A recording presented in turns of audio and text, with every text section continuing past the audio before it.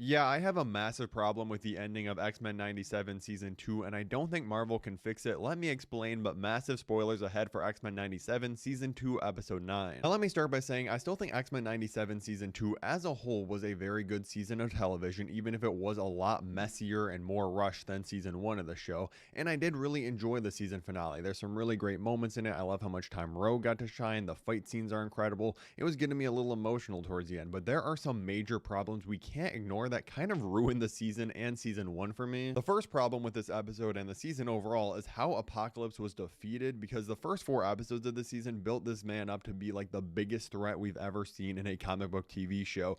Then the next 4 episodes of the season completely forget he exists, just for him to show back up being the main villain in the very season finale and get defeated because Rogue now has the power of a Celestial. That just felt like a big cop-out for me. But the reason it felt like a cop-out wasn't just because Rogue went to Eson, made the sacrifice of her own life to get these powers, being able to defeat Apocalypse and save Gambit. That I think actually could have landed and been super powerful as like a reverse parallel of Gambit's sacrifice in Season 1.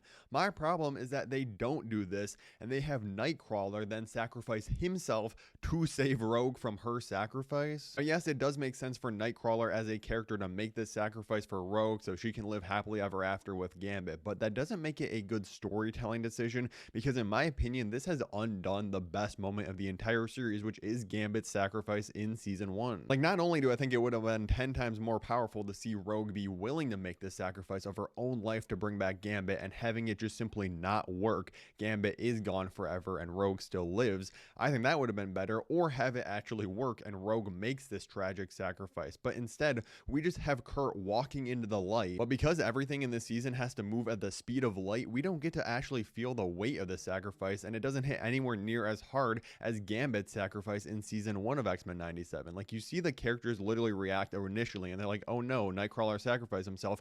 Boom, we immediately cut to just Rogue and Gambit living happily ever after. And yes, I know they have a picture of him in this moment, but still, it feels like we move past it incredibly fast, and I don't know how much they're going to deal with this in Season 3.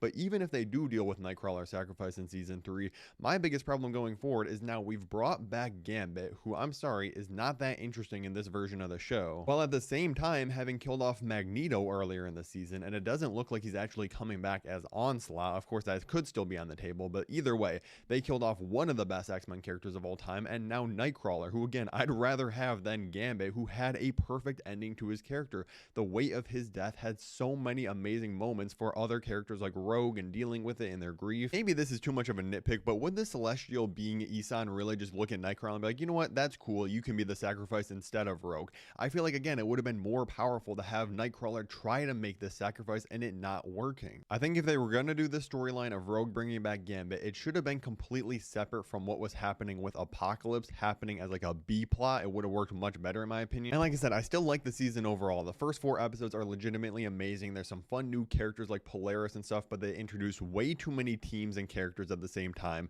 completely abandon the Apocalypse plot for way too much of the season, and it simply just does not hit the same as Season 1. Now, speaking of the X-Men, we got some crazy news about them fighting Tobey Maguire's Spider-Man, and other massive leaks about Doctor Strange joining Doctor Doom in Avengers Doomsday. If you want to hear all about that, click the video above my head right now, and thank you for watching.